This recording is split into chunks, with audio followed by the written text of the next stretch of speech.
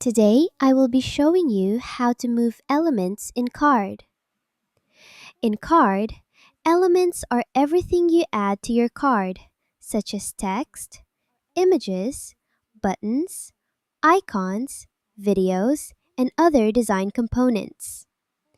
Knowing how to move these elements helps you organize your layout and improve the overall look of your card. To begin, click on the element that you want to move. Make sure the element is selected before trying to reposition it.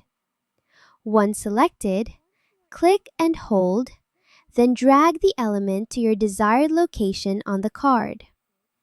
You can move it up, down, or place it between other elements depending on how you want your layout to look. As you reposition elements, feel free to play around with their appearance.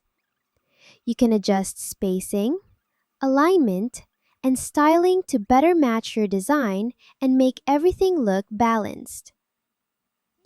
After placing the element where you want it, simply release the click to set it in place.